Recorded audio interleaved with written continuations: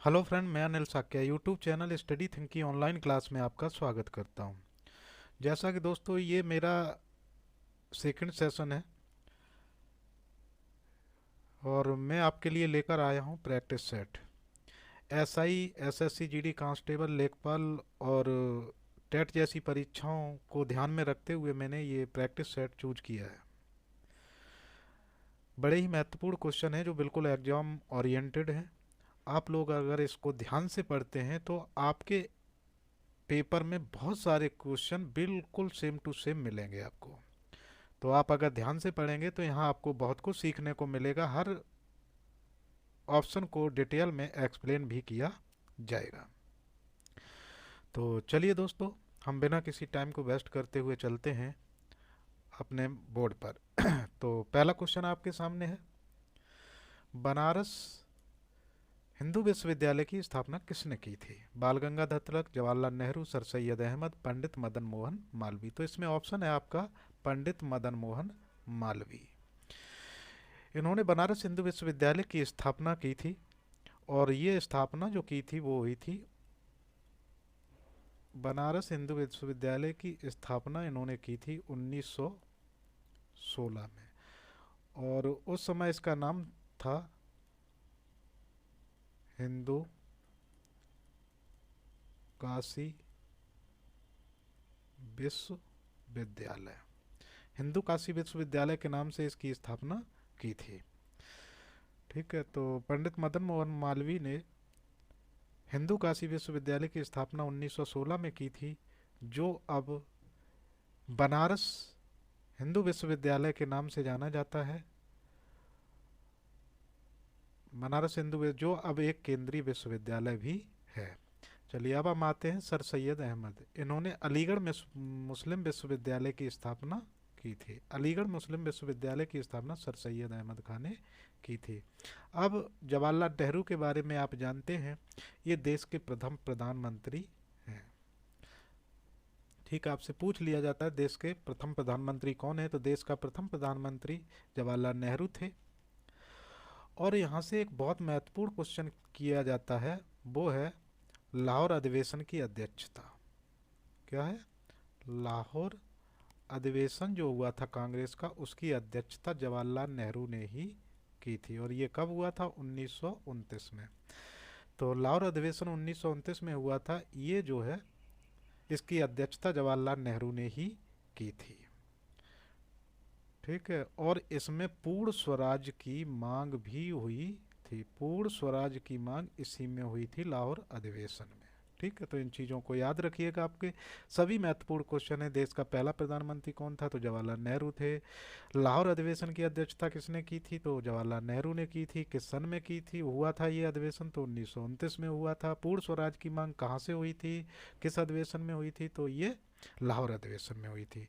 तो इन क्वेश्चनों को आप याद रखिए। अब हम आते हैं बाल गंगाधर तिलक। बाल गंगाधर तिलक के बारे में एक बहुत महत्वपूर्ण क्वेश्चन पूछा जाता है, वो है इन्होंने कहा था स्वराज मेरा जन्म सिद्ध अधिकार है, मैं इसे लेकर रहूंगा। आपके एग्जाम में पूछा जाता है कि स्वराज, ठीक है, स्वराज मेरा जन्म सिद्ध अधिकार है, मैं इसे लेकर रहूंगा, किसने कहा था? तो ये बाल गंगाधर तिलक ने कहा था। इसी के साथ अब हम बढ़ते हैं आगे की तरफ और अगला क्वेश्चन हमारे सामने जो है वो है ये। एजी एक महंगी सफ़ेद और चमकदार धातु है जिसे आमतौर पर किस रूप में जाना जाता है? तो ये आपका ऑप्शन है डी। यहाँ आपका ऑप्शन है डी। ठीक है, और ये है चांदी। चांदी का फॉर्मूला होता है एजी।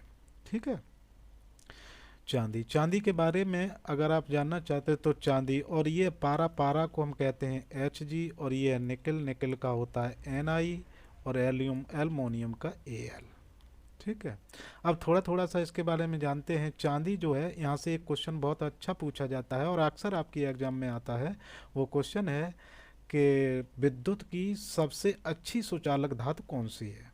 ठीक है, विद्युत की, ठीक है, विद्युत की, विद्युत की सबसे अच्छी सुचालक धातु कौन सी है? तो वो है चांदी। अब आपका ये जो पारा है एच जी, इसके बारे में भी आप जान लीजिए। पारा एक क्वेश्चन पूछा जाता है कि जो टेम्परेचर नापा जाता है शरीर का, थर्मामीटर होता है, उसमें कौन सी धातु का प्रयोग किया जाता है, क्या भरा होता है उसके अंदर, तो वो होता है पारा। ठीक है, पारा किस में भरा होता है, थर्मामीटर में, जो टेम्परेचर को मेजर करता है, इसमें पारा होता है। ठीक है, और निकेल एक धातु है जो बर्तन बनाने में यूज होती है अन्य जगह से। एल्युमिनियम जो है ये भी एक विद्युत का सुचालक है और ये विद्युत के तार बनाने में अधिकांशतः यूज होता है। ठीक है, और भी यूज होते हैं, बर्तन बनाने में यूज होता है। तो ये इनके यूज हैं। चलो अब हम चलते हैं नेक्स्ट क्वेश्चन की तरफ।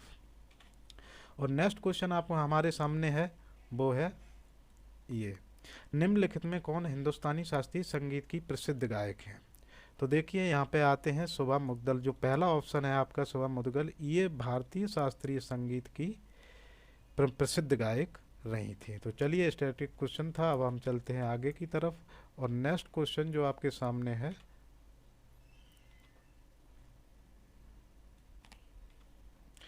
किसी निश्चित निर्णय या कानून को रोकने के लिए व्यक्ति, पार्टी या राष्ट्र के अधिकार को क्या कहा जाता है। ठीक है, तो आपके सामने ऑप्शन है, चलिए पेन को थोड़ा साइज चेंज कर लें, मोटा ज़्यादा लग रहा है।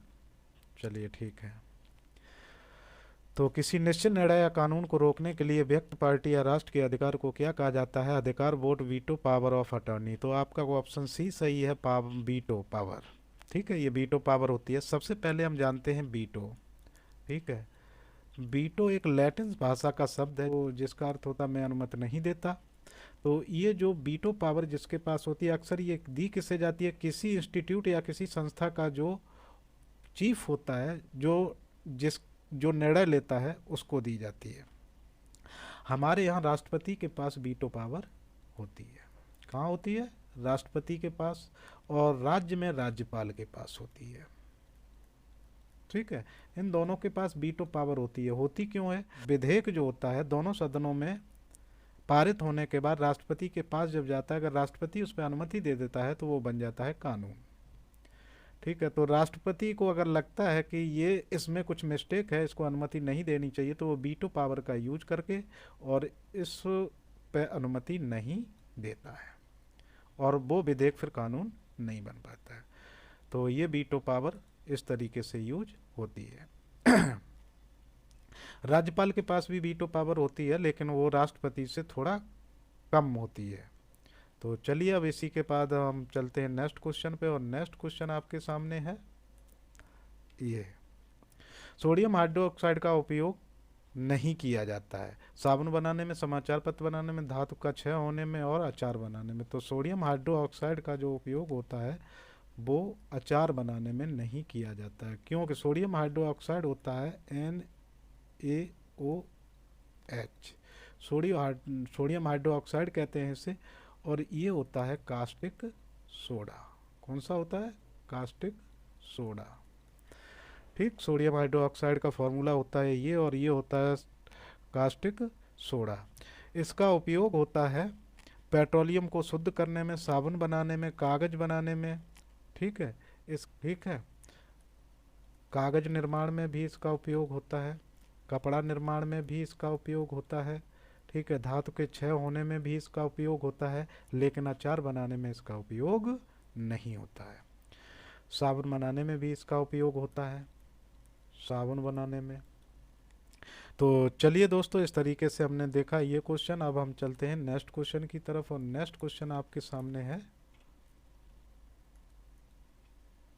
ये, भारत की पहली महिला मुख्य चुनाव आयुक्त कौन थी। प्रतिभा देवी, मीरा कुमार, रमा देवी और निर्मला सीतारमण। तो ये आपका ऑप्शन सी सही है, ये हैं BS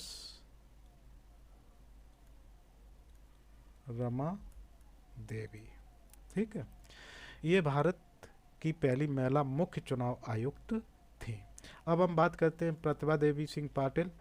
तो ये हमारे देश की प्रथम महिला राष्ट्रपति थी। ठीक है, देश की पहली महिला राष्ट्रपति थी। अब हम बात करते हैं मीरा कुमार। मीरा कुमार भारत की पहली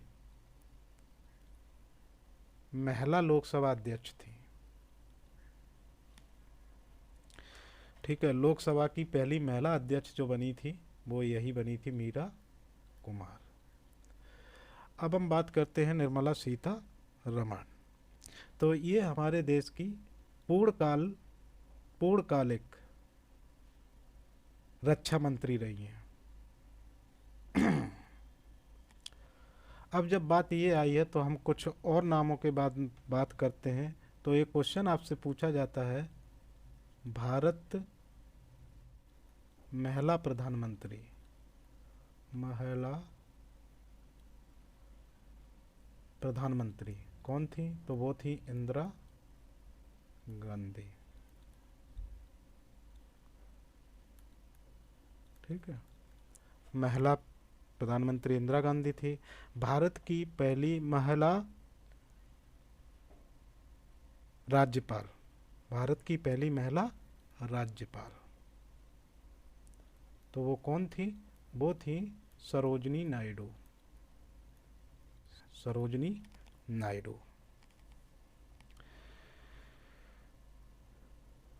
तो इतने नामों को आपको याद रखना चाहिए। भारत की पहली महिला प्रधानमंत्री राष्ट्रपति प्रतिभा देवी सिंह पाटिल है। मीरा कुमार ये पहली महिला अध्यक्ष थी। रमा देवी ये पहली महिला मुख्य चुनाव आयुक्त थी। और भारत की पहली महिला प्रधानमंत्री इंदिरा गांधी थी। राज्यपाल सरोजनी नायडू थी। तो चलिए अब हम चलते हैं नेक्स्ट क्वेश्चन की तरफ। तो भारत के निम्नलिखित इस्पात संयंत्रों में कौन सा सार्वजनिक क्षेत्र के अंतर्गत नहीं आता है? टिस्को है, राउरकेला स्टील संयंत्र है, भिलाई स्टील संयंत्र है, दुर्गापुर स्टील संयंत्र है। तो ये ऑप्शन ए सही है, ये सार्वजनिक क्षेत्र के अंतर्गत नहीं आता है। ये है TISCO, TISCO। TISCO full form होती है टाटा आयरन स्टील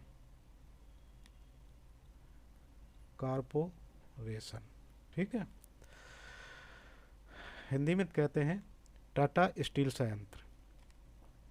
तो ये टिस्को जो था, कभी कभी पूछ लिया जाता है कि इसकी स्थापना किसने की थी और कहाँ की थी। तो इसकी स्थापना 1907 में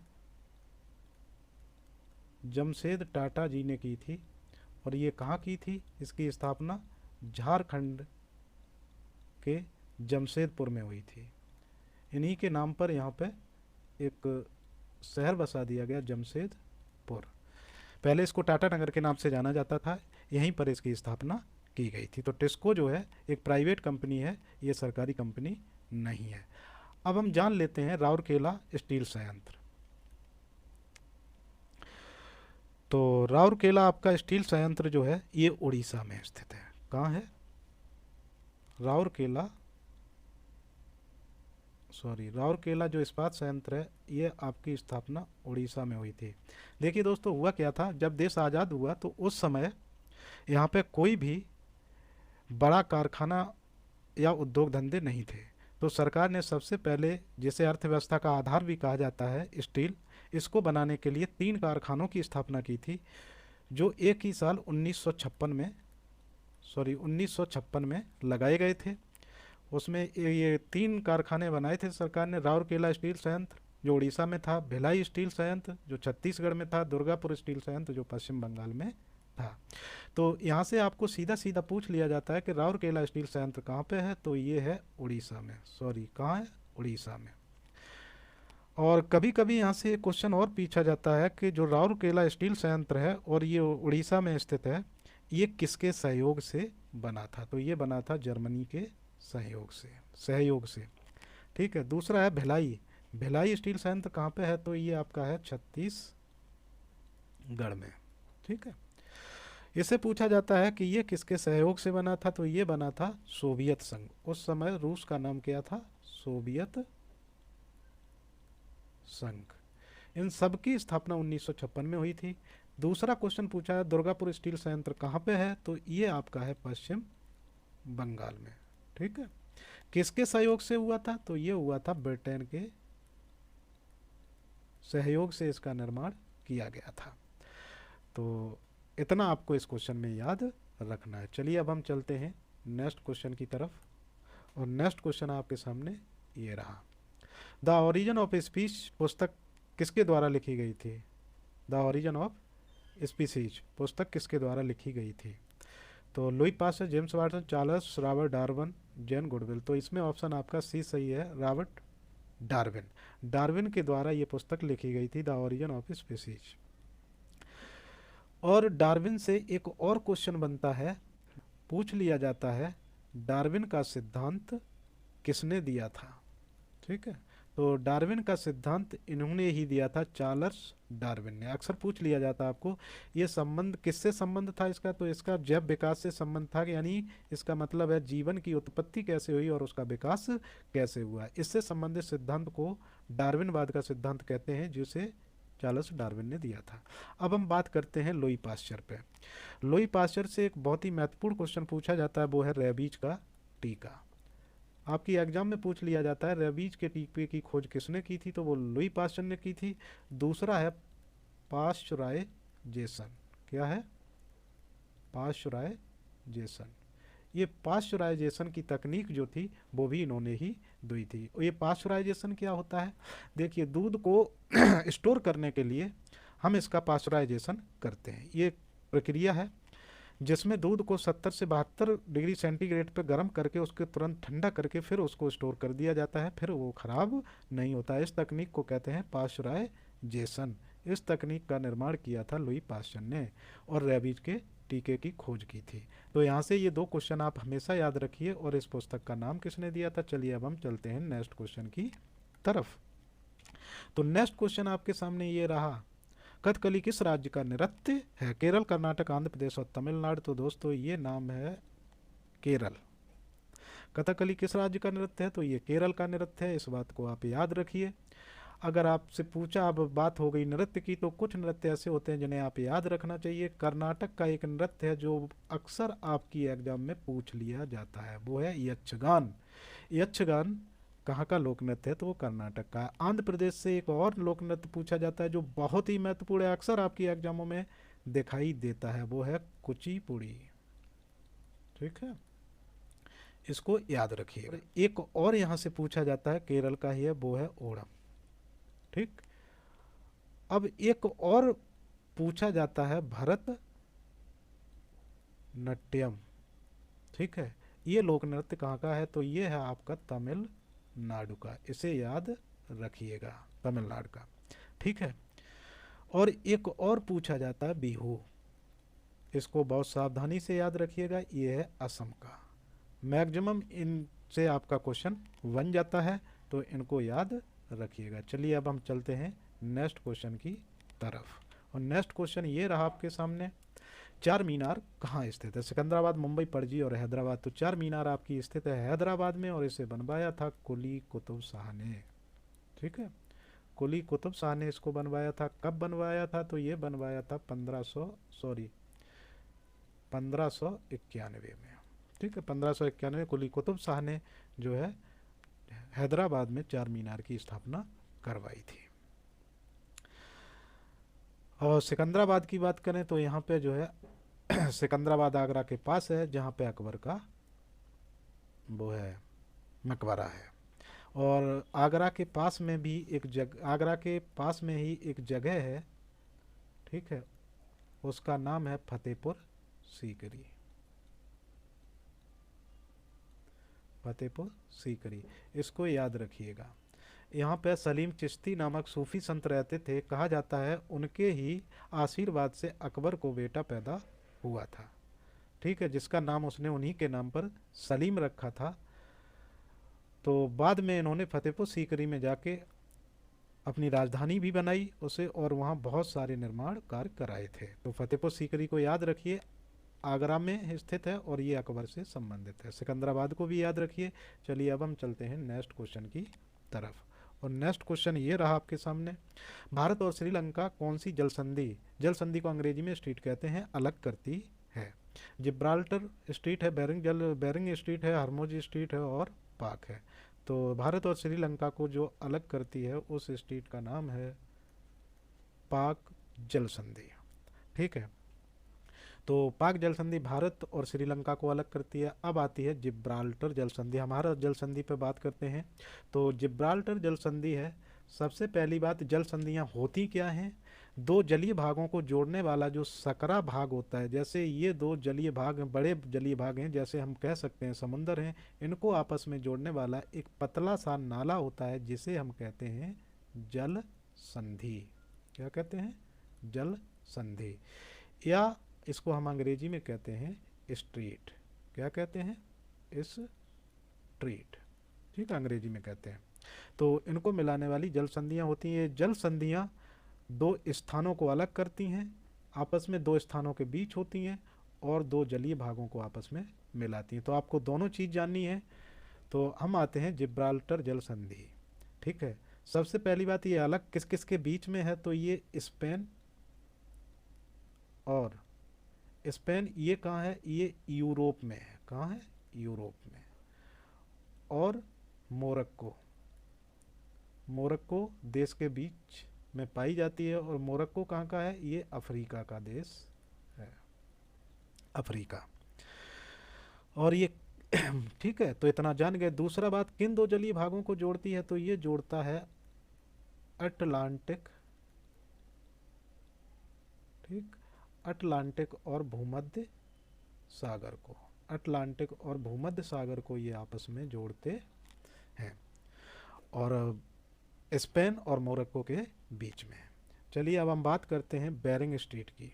ये बेरिंग स्ट्रीट जो है ये रूस और अलास्का के बीच में है। ठीक है, रूस और अलास्का के बीच में है। किन सागरों को जोड़ती है? तो एक है चुकी सागर, ठीक है, और दूसरा है बेरिंग सागर। ठीक है, इन दोनों को ये आपस में जोड़ती है और रूस और अलास्का के बीच में पड़ती है। हार्मुज स्ट्रीट, इसका नाम बड़ा ही फेमस है और हमेशा चर्चा में रहती है। ठीक है, ये ओमान और ईरान के बीच में है। ओमान और ईरान के बीच में है, इनको अलग करती है। और ओमान की खाड़ी और फारस की खाड़ी को आपस में जोड़ती है। तो दोस्तों ये चारों स्ट्रीट पे हमने बात की और आपको बताया, इन्हें याद रखिएगा, अक्सर आपके एग्जाम में पूछ ली जाती हैं। तो चलिए अब हम चलते हैं नेक्स्ट क्वेश्चन। तो नेक्स्ट क्वेश्चन की अगर बात करें तो खरीफ की फसलें किस मौसम की शुरुआत के साथ बोई जाती हैं?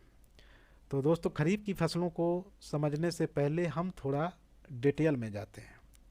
देखिए, भारत में ऋतुओं के आधार पर 3 तरह की फसलें बोई जाती हैं, उनके बारे में हम पहले देख लेते हैं। फसल एक होती है खरीफ की फसल। कौन सी होती है? खरीफ की। और दूसरी होती है रबी की। और तीसरी होती है जायद, जायद की। ठीक है, खरीफ की फसल होती है, ये वर्षा ऋतु वाली जो फसलें होती हैं आपकी वो होती हैं। और रबी की जो होती हैं ये सर्दी वाली ऋतु में जो बोई जाती हैं वो फसलें होती हैं। और जायद की जो फसलें होती हैं ये गर्मी की ऋतु में बोई जाने वाली फसलें होती हैं। तो खरीफ की फसल की जो बुवाई होती है, पूछ लिया जाता है कभी कभी कि खरीफ की फसल की जो बुवाई होती है वो किस महीने में की जाती है? तो ये जो बुवाई होती है, तो आप जानते हैं ये बरसात की ऋतु में शुरू होती है। तो वर्षा ऋतु में अगर शुरू होती है तो इनकी बुवाई कब होगी? तो जून जुलाई में होती है। तो जून जुलाई जब वर्षा शुरू होती है उसी समय इनकी बुवाई होती है, जून और जुलाई में। जून जुलाई में इनकी बुवाई होती है। और कटाई कब हो जाती है? कटाई होती है इनकी नवंबर और दिसंबर में। कब हो जाती है? नवंबर और दिसंबर में। अब इसके अंतर्गत आने वाली जो मेन क्वेश्चन है वो है कौन कौन सी फसलें इस मौसम में बोई जाती हैं। तो वर्षा की ऋतु में आप जानते हैं कौन कौन सी फसल बोई जाती है। मक्का है, ठीक है, बाजरा है, मक्का है, बाजरा है, तिलहन है, ज्वार है। ये सारी फसलें जो हैं आपकी खरीफ की फसलें होती हैं, जो और दूसरी वो फसलें जो वर्षा ऋतु में बोई जाती हैं। अब हम आते हैं रबी की फसलों पर। रबी की फसलों की जो बुवाई होती है, चूँकि ये शरद ऋतु की है, तो नवंबर दिसंबर में जो है आपकी सर्दी शुरू होती है। तो इनकी जो बुवाई होती है वो होती है नवंबर और दिसंबर के महीने में। ठीक है, और इनकी जो कटाई होती है वो होती है मार्च और अप्रैल के महीने में। ठीक है, मार्च और अप्रैल के महीने में। अब इसमें बोई जाने वाली फसलें कौन सी होती हैं, तो शरद ऋतु में जो फसलें बोई जाती हैं वो होती हैं जैसे गेहूँ है, राई है, राई जिसे हम सरसों कहते हैं, गेहूँ है, राई है, चना है, मटर है, गेहूँ, राई, चना, मटर, जितनी भी फसलें होती हैं, आलू है।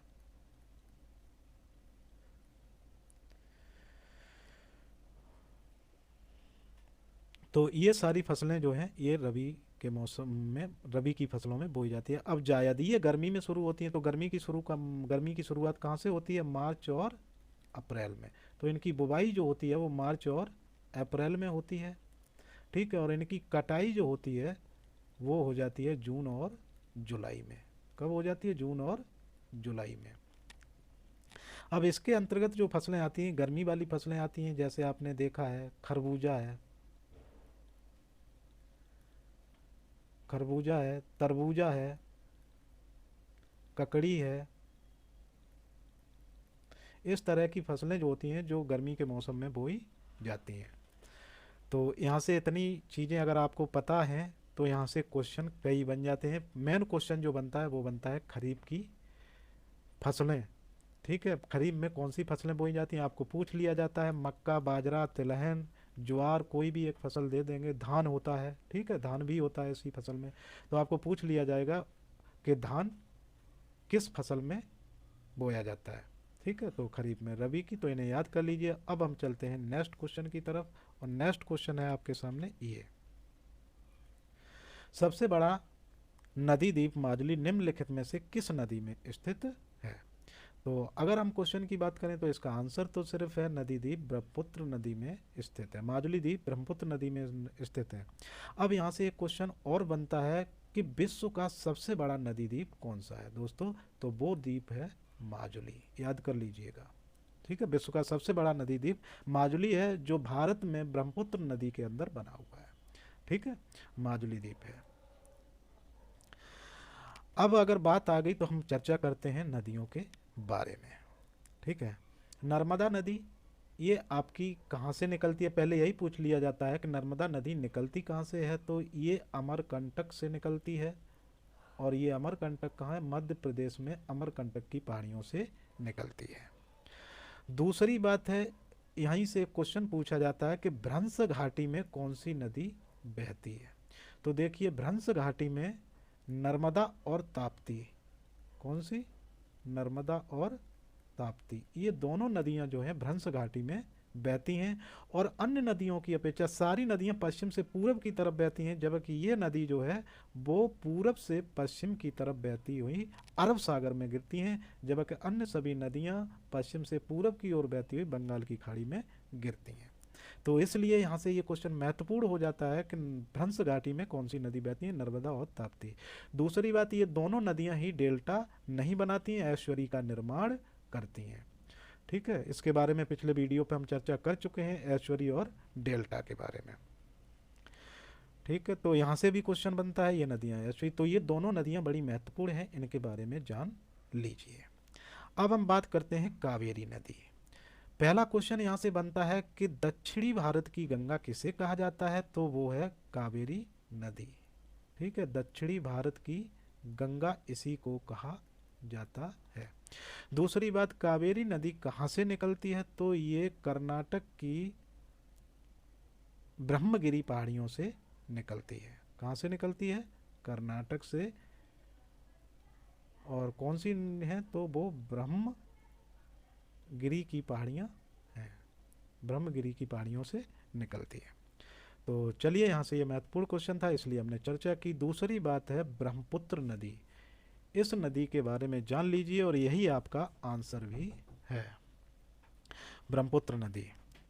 तो ब्रह्मपुत्र नदी पहली बात निकलती कहाँ से है, तो ये निकलती है तिब्बत के पठार से।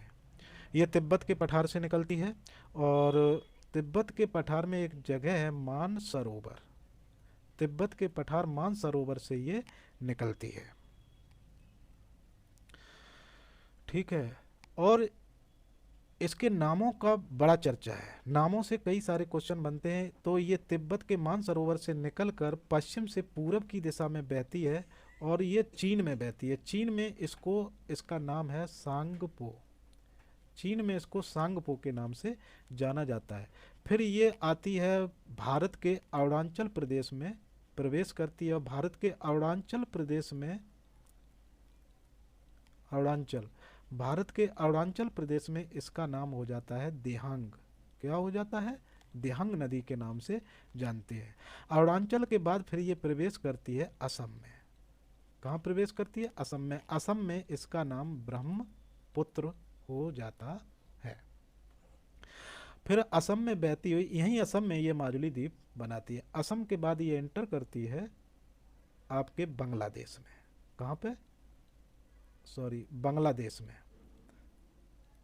बांग्लादेश में प्रवेश करती है, जहां इसका नाम हो जाता है पद्मा। किस नाम से जानी जाती है? पद्मा के। तो इनके नामों को अक्सर पूछ लिया जाता है कि सांगपो चीन में से किस नाम से जाना जाता है? तो सांगपो से। अरुणाचल प्रदेश में किस नाम से जाना जाएगा? तो देहांग नदी के नाम से। असम में ब्रह्मपुत्र नदी के नाम से और बांग्लादेश में पद्मा के नाम से। बांग्लादेश में पहुंचकर आकर उधर भारत से गंगा नदी आती है, दोनों बांग्लादेश में मिल जाती हैं और आग इधर से आती है, इसमें गंगा नदी मिल जाती है बांग्लादेश में।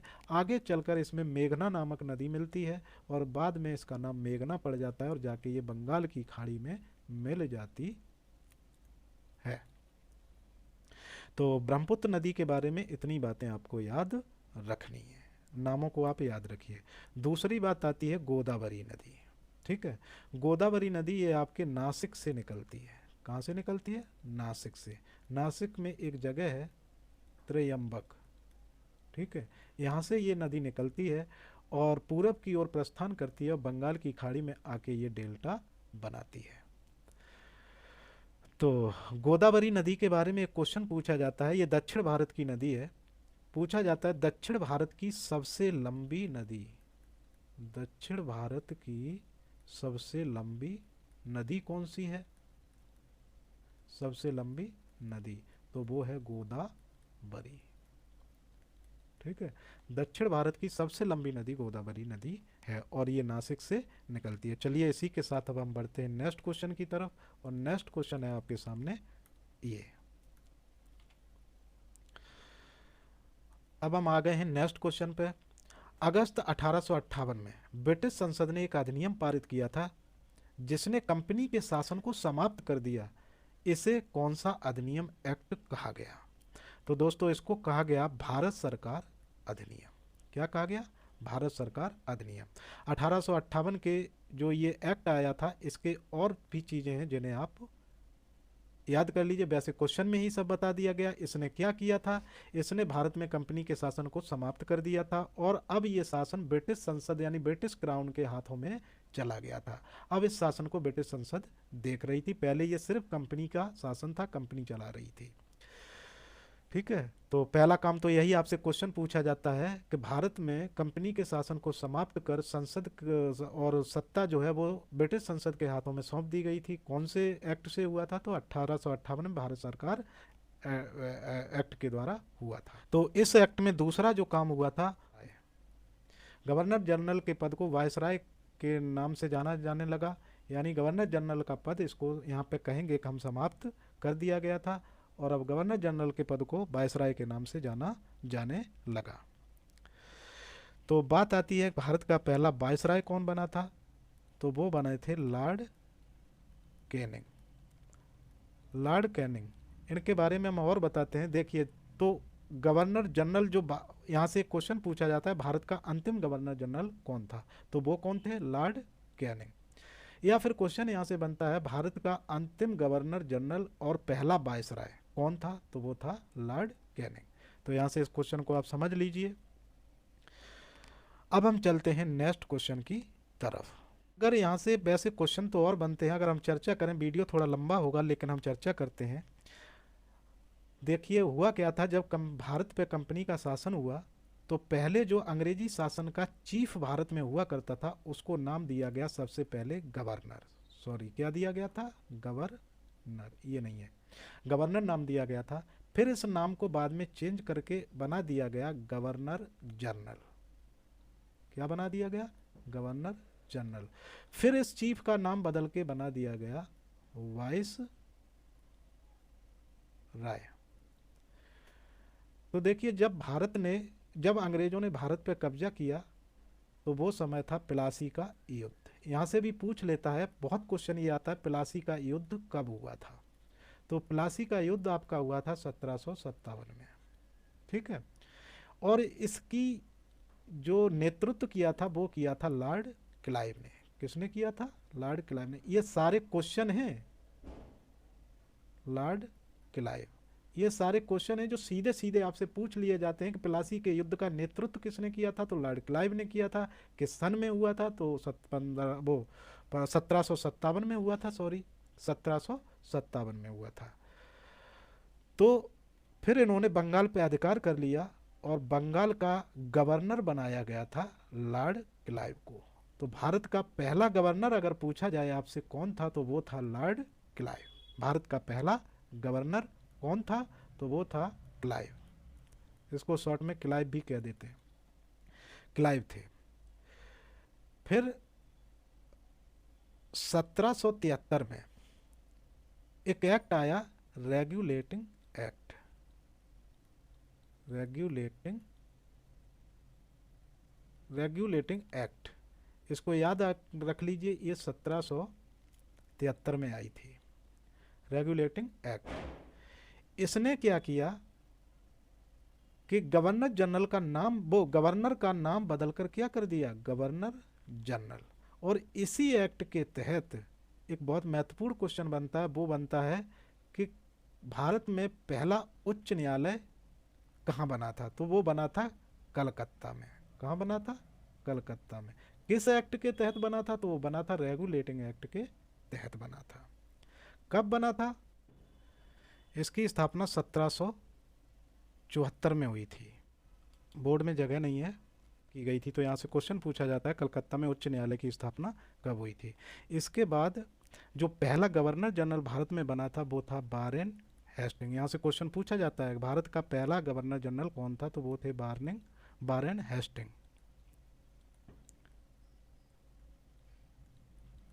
थे। इसके बाद इस पद का नाम बदलकर बना ये वाइस राय। क्या कर दिया गया इसको? वाइस राय। ये बना था 1858 में। कब बना था? 1858 में।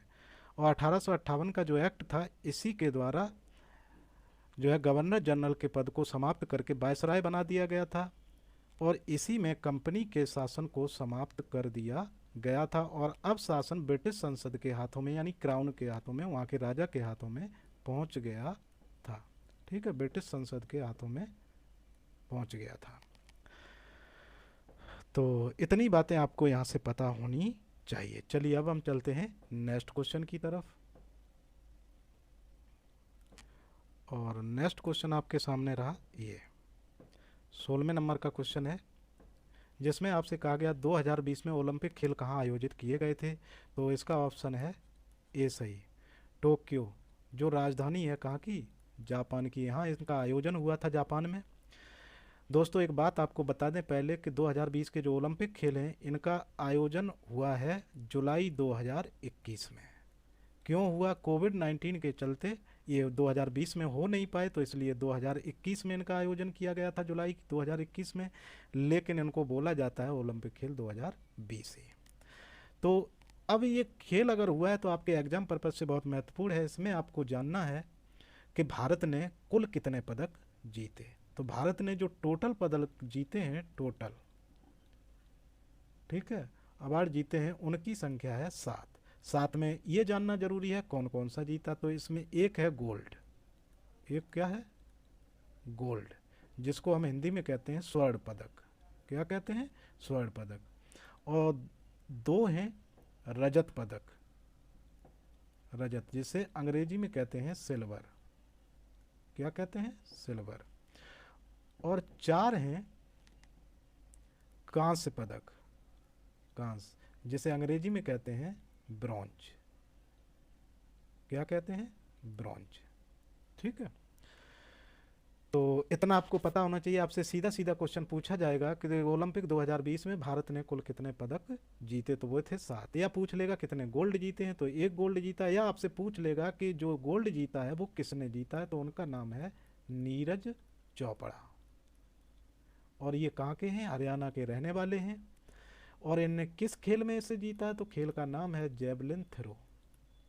क्या नाम है, जेवलिन थ्रो। अब घबराइए मत कि जेवलिन थ्रो क्या है।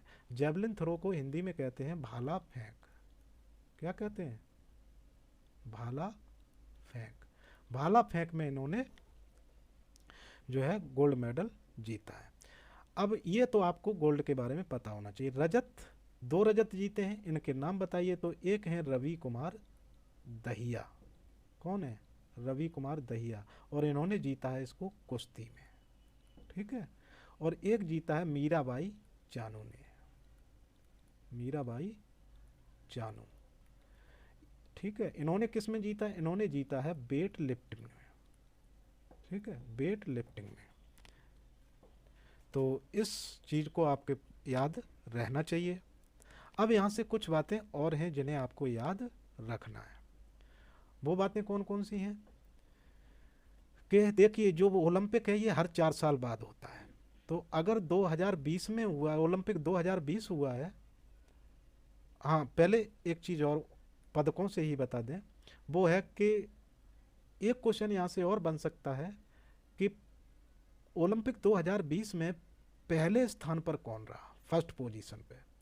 तो वो रहा आपका अमेरिका, यूएसए। कितने पदक जीते इसने, टोटल 113 पदक जीते, जिसमें इसके 39 क्या है, गोल्ड है। 39 क्या है, गोल्ड है। अगर जानना चाहो तो दूसरा नंबर किसका रहा, तो वो रहा चीन का। कितने जीते इसने, तो इसने टोटल जीते हैं 88 पदक, और जिनमें इसके 38 गोल्ड है। 38 क्या है इसके, गोल्ड है। अब यहीं पर पूछ लिया जाएगा आपसे जो बहुत महत्वपूर्ण क्वेश्चन है, इस पर ध्यान रखिएगा, डबल स्टार लगाइएगा। और पूछा जाएगा भारत का स्थान कौन सा रहा 2020 के ओलंपिक खेल में, पदक तालिका में भारत का स्थान कौन सा था। तो ये था 48वां स्थान। कौन सा था, 48वां। इतने क्वेश्चन आपको यहाँ से और याद होना चाहिए। अब थोड़ा 2-1 क्वेश्चन और यहाँ से बनते हैं जिन्हें याद रखिए कि ओलंपिक 2020 में अगर आपका हुआ है अभी जुलाई में, तो फिर इसके पहले 2016 में हुआ होगा, और आगे जो होगा वो 2024 में होगा। तो आपको ये तो पता है 2020 में कहाँ हुआ, तो ये टोक्यो में हुआ। और टोक्यो कहाँ है, ये जापान की राजधानी है, ठीक है। ये कहाँ हुआ था, ये हुआ था रियो डी जेनेरियो, ठीक है। ये कहाँ पे है, तो ये आपका है ब्राज़ील में। कहाँ है, ब्राज़ील में। 24 वाला कहाँ होना है, ये होना है फ्रांस में, की राजधानी पेरिस में। ये पेरिस में होना है, और ये पेरिस कहाँ है, ये फ्रांस की राजधानी है, ठीक है। अगर जानना चाहो तो बड़ा महत्वपूर्ण चीज़ है कि 2028 का कहाँ होगा। क्यों जानना जरूरी है, क्योंकि ये अमेरिका में होगा। इसकी मेज़बानी कौन करेगा, अमेरिका करेगा। तो अगर इतनी बातें याद रखना चाहो तो यहाँ से भी क्वेश्चन बनने की पूरी संभावना है। चलिए अब हम चलते हैं नेक्स्ट क्वेश्चन की तरफ। और नेक्स्ट क्वेश्चन आपके सामने रहा ये, मार्च 1931 को संवैधानिक सुधारों की शर्तों पर बातचीत करने के लिए भारतीय राष्ट्रीय कांग्रेस की ओर से मोहनदास करमचंद गांधी ने किसके साथ उच्च स्तरीय आधिकारिक बैठक में भाग लिया था। तो दोस्तों 5 मार्च 1931 को संवैधानिक सुधारों की शर्तों पर बातचीत करने के लिए गांधी जी ने जिसके साथ बातचीत की थी और जिसने इस बातचीत में भाग लिया था वो थे लॉर्ड इरविन। कौन थे, इसे इरविन समझौता के नाम से भी जाना जाता है। इरविन समझौता के नाम से भी जाना जाता है।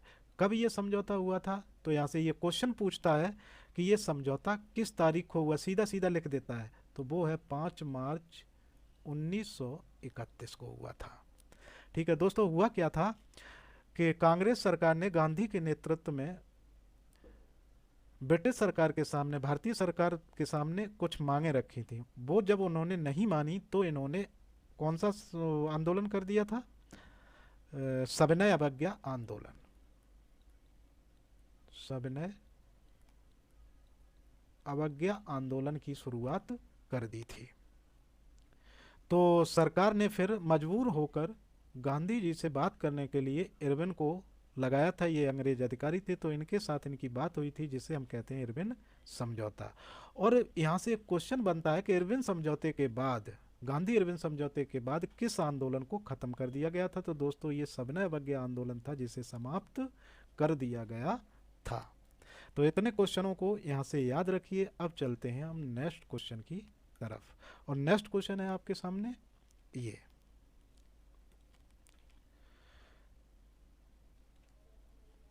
नीली क्रांति किससे संबंधित है? तो नीली क्रांति आपकी संबंधित होती है नील उत्पादन से, तो बिल्कुल नहीं है, ये है आपकी मछली उत्पादन से, या कभी कभी इसको मत्स्य उत्पादन भी कहा जाता है। तो कंफ्यूज मत होइए, मत्स्य उत्पादन या मछली उत्पादन एक ही बात होती है। अब बात अगर हुई है मछली उत्पादन की और नीली क्रांति की, तो हम चर्चा करते हैं कुछ मोस्ट इंपोर्टेंट क्रांतियां हैं जो अक्सर आपके एग्जाम में पूछ ली जाती हैं। पहली क्रांति है आपकी खाद्य क्रांति, वो सॉरी खाद्य से संबंधित है। इस क्रांति का नाम है हरित क्रांति, ग्रीन रिवॉल्यूशन। क्या कहेंगे अंग्रेजी में? ग्रीन रिवॉल्यूशन, हरित क्रांति। ठीक है, ये पहले पूछा जाता, सबसे पहला क्वेश्चन यहां से बनता है हरित क्रांति किससे संबंधित है? तो ये है खाद्य उत्पादन से, ठीक है, संबंधित है। दूसरा क्वेश्चन यहां से पूछा जाता है कि हरित क्रांति में सबसे ज्यादा महत्व किस पौधे को दिया गया था? तो वो था गेहूं का पौधा। ठीक है, और ये पौधा कहां से मंगाया गया था? तो मैक्सिको से मंगाया गया था। ठीक है, तो मैक्सिको। हालांकि इतना तो जानते रहिए। अब दूसरी बात आती है कि हरित क्रांति, यहां से क्वेश्चन बनता है भारत में हरित क्रांति का जनक कौन है? ठीक है, तो वो जनक हैं स्वामीनाथन। कौन है? स्वामीनाथन। इनको याद रखिए। भारत में ये 1966-67 के अराउंड शुरुआत हुई थी। ठीक है, स्वामीनाथन के नेतृत्व में हुई थी। तो भारत में हरित क्रांति का जनक इनको कहा जाता है। दूसरा एक क्वेश्चन यहीं से पूछता है कि विश्व स्तर पे हरित क्रांति का जनक कौन था? ठीक है, विश्व में हरित क्रांति का जनक कौन था? तो वे थे नॉर्मन बोरलॉग। ठीक है, नॉर्मन बोरलॉग, ये विश्व में हरित क्रांति के जनक माने जाते हैं। ये भी क्वेश्चन यहाँ से पूछा जाता है, पूछ ली जाती है अक्सर। वो है पीली क्रांति। कौन सी? पीली क्रांति। तो ये येलो रिवॉल्यूशन। पीली क्रांति किससे संबंधित थी? तो ये थी तिलहन से, तिलहन से संबंधित थी। नेक्स्ट क्वेश्चन आपके सामने ये रहा। भारतीय रेगिस्तान पश्चिम में किस क्षेत्र में स्थित है? तो वो है अरावली पहाड़ियों। ठीक है, भारतीय रेगिस्तान पश्चिम के किस क्षेत्र में स्थित है? क्या आपके इसका आंसर है अरावली की पहाड़ियाँ। तो देखिए, अरावली की पहाड़ियों में आपका पश्चिमी रेगिस्तान पाया जाता है।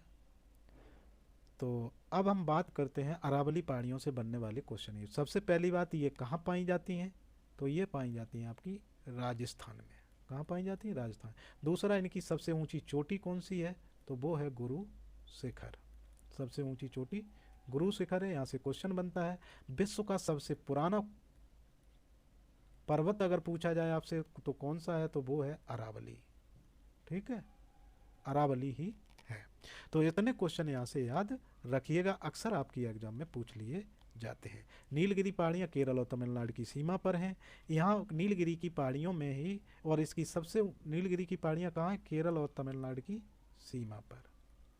ठीक है, कभी कभी केवल केरल ही ऑप्शन दे देता है। दूसरी बात है, इसकी सबसे ऊंची चोटी कौन सी है? तो वो है डोडा बेट्टा। ठीक है, और तीसरी बात यहां से आती है कि नीलगिरी की पहाड़ियां में एक स्थान है ऊटी। ये पर्यटक स्थल है, पूछा जाता है ये कहाँ है? तो ये नीलगिरी में ही है। तीसरा आता है हिमाद्री। हिमाद्री ये पश्चिमी घाट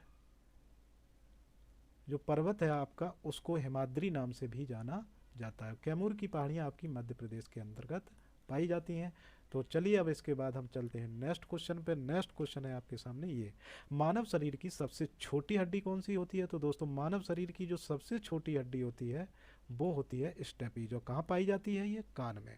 चर्चा भी किए थे हम पिछली वीडियो में। ठीक है, तो ये सबसे छोटी हड्डी जो होती है कान में पाई जाती है और इसका नाम है स्टेपीज, स्टेपीज भी बोलते हैं।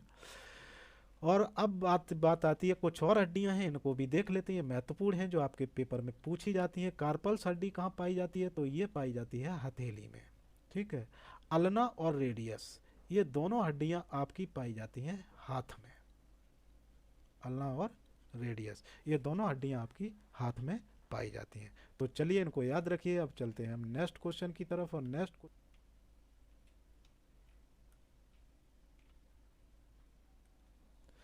भारतीय उपमहाद्वीप में जन्म लेने वाला कौन सा भक्त संगीत सूफी भक्त संगीत के रूप में जाना जाता है? तो भारत में ही पैदा हुआ ये जो संगीत है, ठीक है, उसको कव्वाली कहा जाता है। कौन सा नाम है? कव्वाली। इसके जनक कौन थे? तो वो थे अमीर खुसरो। कौन थे? अमीर खुसरो। ठीक है, ये अलाउद्दीन खिलजी के दरबारी कवि थे, इन्होंने कव्वाली को जन्म दिया था। तो चलिए अब हम चलते हैं नेक्स्ट क्वेश्चन की तरफ। वीडियो लंबा हो रहा है इसलिए अब जल्दी जल्दी थोड़ा करना है।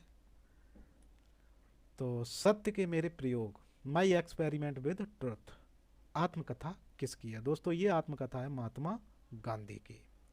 सत्य के मेरे प्रयोग, महात्मा गांधी ने एक अखबार भी चलाया था जिसका नाम था हरिजन। अक्सर आपसे एग्जाम में ये चीज़ पूछ ली जाती है, तो इसको याद रखिए। एक पुस्तक जवाहरलाल नेहरू की भी है, उसको भी एग्जाम में अक्सर पूछ लिया जाता है। भारत की खोज पूछा जाता है। भारत की खोज नामक पुस्तक किसने लिखी थी? ठीक है, अंग्रेजी में इसको कहते हैं डिस्कवरी ऑफ इंडिया। ठीक है, डिस्कवरी ऑफ इंडिया। तो इनको याद रखिए, ये बहुत ही महत्वपूर्ण क्वेश्चन है। सत्य के मेरे प्रयोग आत्मकथा किसकी है? महात्मा गांधी की। तो चलिए अब हम चलते हैं नेक्स्ट क्वेश्चन की तरफ। और नेक्स्ट क्वेश्चन है हमारे सामने, भारतीय संविधान में नागरिकता किस देश के संविधान से प्रेरित है? तो भारतीय संविधान में जो नागरिकता है वो यूके के संविधान से प्रेरित है। अब हम अगर ये चर्चा हो रही है तो हम बात करते हैं कि ऑस्ट्रेलिया के संविधान से क्या चीज़ ली गई थी। तो यहाँ से एक बड़ा ही महत्वपूर्ण क्वेश्चन बनता है, वो है समवर्ती सूची किस संविधान से ली गई थी? तो ये थी ऑस्ट्रेलिया के संविधान से। ठीक है, याद रखिए। यूएसए के संविधान से कई चीज, जैसे मूल अधिकार, क्या लिए गए थे? मूल अधिकार। दूसरा था न्यायिक समीक्षा, न्यायिक समीक्षा।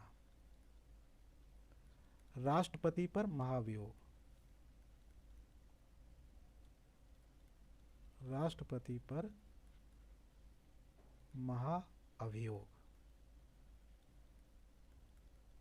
ठीक है, राष्ट्रपति पर महाभियोग। ये सारे जो चीज़ें थी कहाँ से ली गई थी? ये ली गई थी अमेरिका के संविधान से। बहुत ज़्यादा पूछा जाता है मूल अधिकार किस संविधान से लिए गए, तो ये लिए गए थे अमेरिका के संविधान से। न्यायिक समीक्षा, न्यायिक समीक्षा क्या होती है दोस्तों? जैसे आपका जो केस है वो हाई कोर्ट में चल रहा है, उच्च न्यायालय में चल रहा है, और आपको लगता है कि आपका जो कोर्ट ने निर्णय दिया वो सही नहीं है, तो आप कोर्ट से याचिका दायर करके फिर से कह सकते हैं कि ये निर्णय से हम संतुष्ट नहीं है, कृपया इसको फिर से देखिए। तो आपकी कोर्ट जो है फिर से आपके निर्णय को निरीक्षण करेगा और उसके बाद फिर से आपको न्याय देगा अगर कोई मिस्टेक है। तो इसे हम कहते हैं न्यायिक समीक्षा। ये न्यायिक समीक्षा जो है ये अमेरिका के संविधान से ली गई है। दूसरा है मूल अधिकार। मूल अधिकार जो है ये नागरिकों को दिए जाते हैं ताकि सरकार उनका शोषण ना कर सके, ये सरकार के विरुद्ध होते हैं। मूल अधिकार, पहले शुरू में जब हमारा संविधान बना था तो मूल अधिकारों की संख्या थी 7। तो चलिए अब हम थोड़ा बोर्ड को साफ करते हैं। तो जो मूल अधिकार थे, इनकी मूल अधिकार, ठीक है, इनकी संख्या थी 7, लेकिन वर्तमान में ये बचे हैं 6। सातवां था संपत्ति का अधिकार। कौन सा था? संपत्ति का पूछता है, इसको याद रखिएगा, संपत्ति का अधिकार। ये क्या था, सरकार ने पहले ये मूल अधिकार था, फिर इसको बना दिया कानूनी अधिकार। क्या बना दिया गया, कानूनी अधिकार। कब बनाया गया, तो ये 44वें संविधान संशोधन के द्वारा, 44वां जो संविधान, ये पूछा जाता है कि संपत्ति के अधिकार को कानूनी अधिकार किस संशोधन के द्वारा बनाया गया था, 44वें संविधान संशोधन के द्वारा बनाया गया था, और इसे कानूनी अधिकार बनाकर अनुच्छेद 300A में पहुंचा दिया गया। नेक्स्ट क्वेश्चन हम लेते हैं। नेक्स्ट क्वेश्चन आपके सामने है, कौन सी मिट्टी प्राय प्रकृति में रेतीली और गुण में लवणीय होती है। इस क्वेश्चन का आंसर जो है वो है शुष्क मिट्टी। शुष्क मिट्टी जो होती है ये प्रकृति में रेतीली और गुणों में लवणीय होती है। यहाँ पे ये ऑप्शन है काली मिट्टी। यहाँ से एक बहुत अच्छा क्वेश्चन बनता है कि काली मिट्टी को और किस नाम से जाना जाता है। अक्सर आपके पेपर में पूछ ली जाती है, वो मिट्टी है रेगुर मिट्टी। ठीक है, तो काली मिट्टी का दूसरा नाम रेगुर मिट्टी है। यहाँ से ये क्वेश्चन अक्सर पूछा जाता है। जलोढ़ मिट्टी कौन सी होती है, नदियों द्वारा लाई गई मिट्टी जो होती है, जो नदियों द्वारा लाई जाती है और जम जाती है आकर, उसे जलोढ़ मिट्टी कहते हैं। ये बहुत उपजाऊ मिट्टी होती है। तीसरी मिट्टी आपकी लैटेराइट मिट्टी। ये मिट्टी जो है निच्छालन से बनती है। किससे बनती है, निच्छालन से। निच्छालन क्या होता है, निच्छालन में जो आपकी मिट्टी ये अधिक वर्षा वाले क्षेत्रों में पाई जाती है, तो यहाँ क्या होता है, जो इसके उपजाऊ पदार्थ होते हैं वो छनकर मिट्टी में नीचे की तरफ चले जाते हैं। इस प्रक्रिया को निच्छालन कहते हैं। ये मिट्टी चाय और कॉफ़ी के लिए बहुत महत्वपूर्ण होती है। ठीक है, चाय कॉफ़ी की खेती के लिए बहुत महत्वपूर्ण होती है, तो इसको याद रखिए। मखराला मिट्टी के नाम से भी इसको जानते हैं। तो चलिए अब हम चलते हैं नेक्स्ट क्वेश्चन की तरफ, और नेक्स्ट क्वेश्चन आपके सामने है ये, लक्षद्वीप कहाँ स्थित है। दोस्तों तो आपने भारत के नक्शे पे थोड़ा ध्यान देंगे तो इधर होती है बंगाल की खाड़ी। क्या होती है, बंगाल की खाड़ी, और यहाँ होता है अरब सागर। ठीक है, बंगाल की खाड़ी और अरब सागर। तो जो लक्षद्वीप है आपका, यहाँ पे एक द्वीप है जिसे हम लक्षद्वीप कहते हैं। इसकी राजधानी कवारत्ती है। इसकी राजधानी कहाँ है, कवारत्ती है। तो लक्षद्वीप आपका कहाँ स्थित है, तो ये स्थित है अरब सागर में। इसकी राजधानी कवारत्ती है, जो अक्सर आपसे पूछ ली जाती है।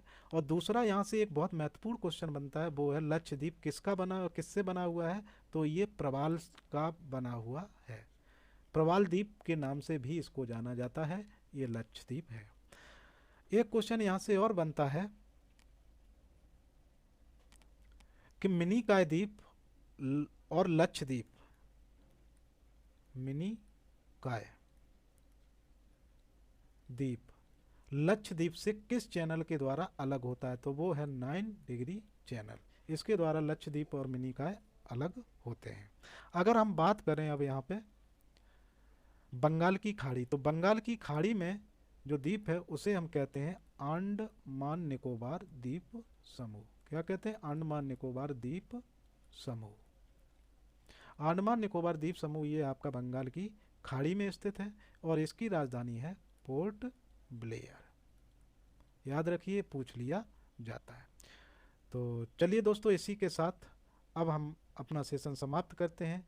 हमारे चैनल से जुड़े रहिए, लाइक शेयर और सब्सक्राइब कीजिए। इसी के साथ मैं इस क्लास को समाप्त करता हूँ। नेक्स्ट वीडियो लेकर आपसे फिर मिलूँगा इसी प्रैक्टिस सेट का। धन्यवाद। जय हिंद।